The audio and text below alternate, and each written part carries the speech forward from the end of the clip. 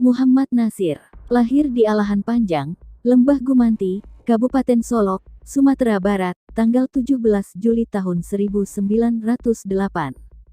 Meninggal di Jakarta, tanggal 6 Februari tahun 1993 pada umur 84 tahun. Beliau adalah seorang ulama, politisi, dan pejuang kemerdekaan Indonesia. Ia merupakan pendiri sekaligus pemimpin Partai Politik Masyumi, dan tokoh Islam terkemuka Indonesia.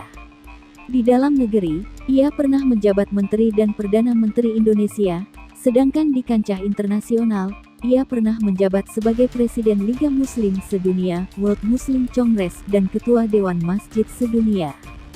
Muhammad Nasir lahir dan dibesarkan di Solok, sebelum akhirnya pindah ke Bandung untuk melanjutkan pendidikan ke jenjang SMA dan kemudian mempelajari ilmu Islam secara luas di perguruan tinggi. Ia terjun ke dunia politik pada pertengahan 1930-an dengan bergabung di partai politik berideologi Islam. Pada tanggal 5 September tahun 1950, ia diangkat sebagai Perdana Menteri Indonesia kelima. Setelah mengundurkan diri dari jabatannya pada tanggal 26 April tahun 1951 karena berselisih paham dengan Presiden Soekarno, ia semakin vokal menyuarakan pentingnya peranan Islam di Indonesia hingga membuatnya dipenjarakan oleh Soekarno. Setelah dibebaskan pada tahun 1966, Muhammad Nasir terus kritis terhadap pemerintah yang saat itu telah dipimpin Soeharto hingga membuatnya dicekal. Muhammad Nasir banyak menulis tentang pemikiran Islam. Ia aktif menulis di majalah-majalah Islam setelah karya tulis pertamanya diterbitkan pada tahun 1929. Hingga akhir hayatnya ia telah menulis sekitar 45 buku dan ratusan karya tulis lain.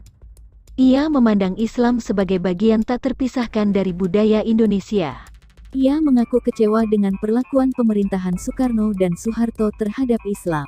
Selama hidupnya, ia dianugerahi 3 gelar doktor honoris causa, 1 dari Lebanon dan 2 dari Malaysia. Pada tanggal 10 November tahun 2008, Muhammad Nasir dinyatakan sebagai pahlawan nasional Indonesia. Muhammad Nasir dikenal sebagai menteri yang tak punya baju bagus, jasnya bertambal. Dia dikenang sebagai menteri yang tak punya rumah dan menolak diberi hadiah mobil mewah.